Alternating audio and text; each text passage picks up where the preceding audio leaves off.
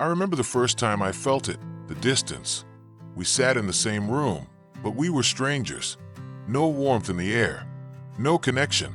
The silence was loud, but it wasn't just the silence. It was the fear that came with it. It didn't happen overnight.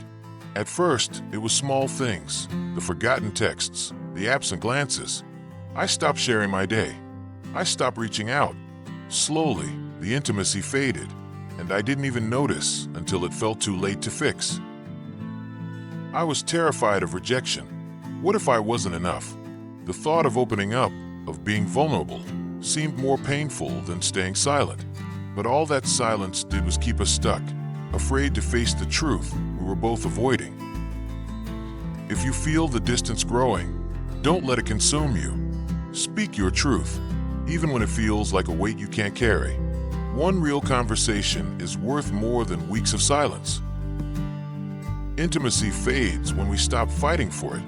Small gestures, holding hands, sharing a glance, are not optional. They're essential.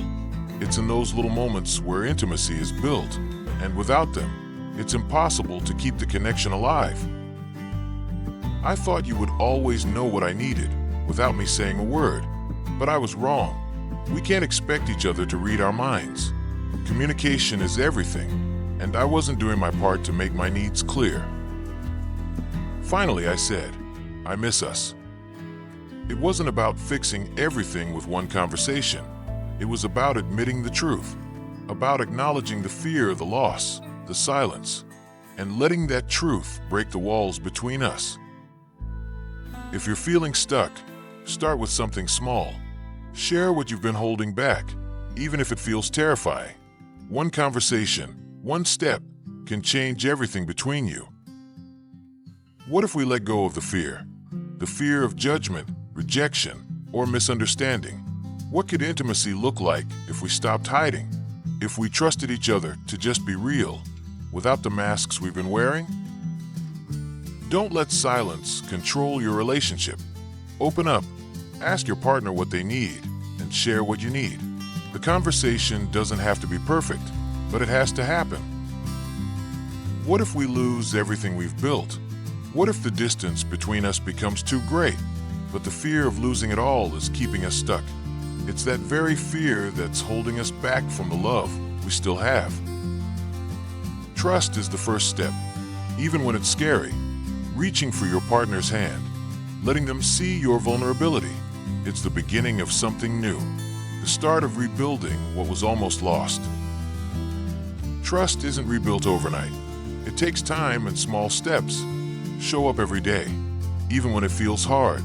It's in the little things that trust is rebuilt and intimacy can grow again.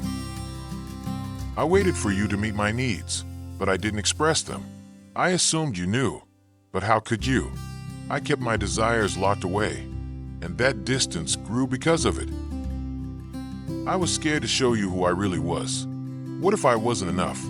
But keeping my walls up wasn't working either. The truth is, being vulnerable was the only way to break through the fear. Intimacy grows with small acts of vulnerability. Show up, share your fears, be honest. It's not about grand gestures. It's the little things that rebuild the connection. Every moment of openness makes the bond stronger, little by little. I needed to feel safe to speak my truth. But safety wasn't just about comfort. It was about being listened to, being heard, and being seen. Only when we truly started to listen to each other did we begin to rebuild what was broken.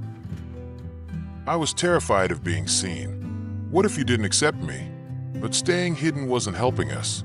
I learned that letting you see me, flaws, scars, fears, was the only way for us to heal together.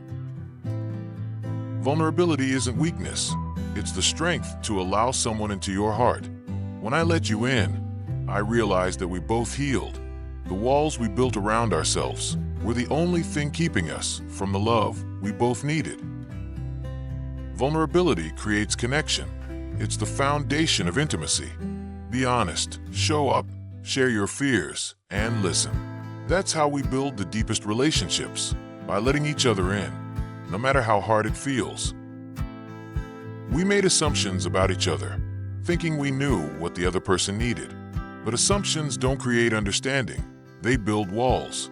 We didn't truly know each other's needs until we let go of those silent assumptions and started to listen. We expected things without voicing them. We assumed that the other person should just know. But expectations can't live in silence. They have to be spoken out loud, so they can be understood, so they can be met. Listening isn't just hearing words, it's understanding the heart behind them. When I finally started to truly listen to you, I began to understand you in ways I never had before. That's when we started to reconnect. Listen not to respond, but to understand. That's where true intimacy begins. When we start listening to each other, without judgment, without interruption, that's when we can truly connect and build the love we've been longing for. I was afraid we'd lose everything we had built, but holding on to that fear wasn't helping us. It was only preventing us from moving forward. We couldn't keep living in fear of losing what we had, or we'd never grow. Trust isn't a one-time thing. It's a constant effort. The first step was simply reaching for you, even when I didn't know if you'd catch me. But that moment, the willingness to trust, was where it all began. Forgiveness is about releasing yourself from the past. It's not about letting someone off the hook, but freeing yourself from the hurt and the pain. If you can't let go of the past, you'll never have room for the love that's right in front of you. Letting go isn't easy.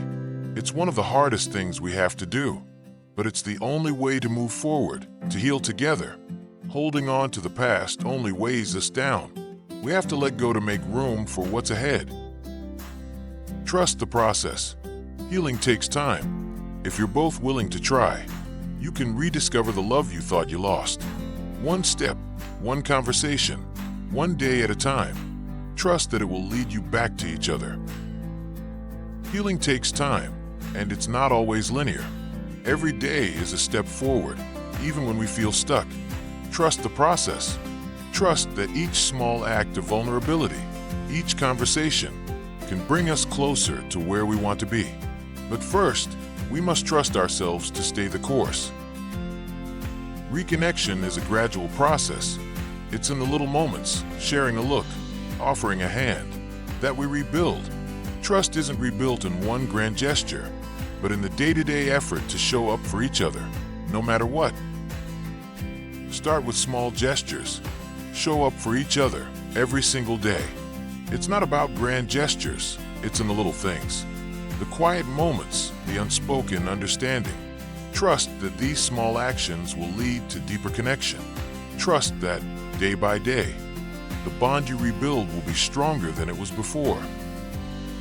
Start with small gestures. Show up, be vulnerable, and trust that it will lead you back to the connection you've been longing for. It's not about perfection, but about showing up, day by day, and making the choice to heal together.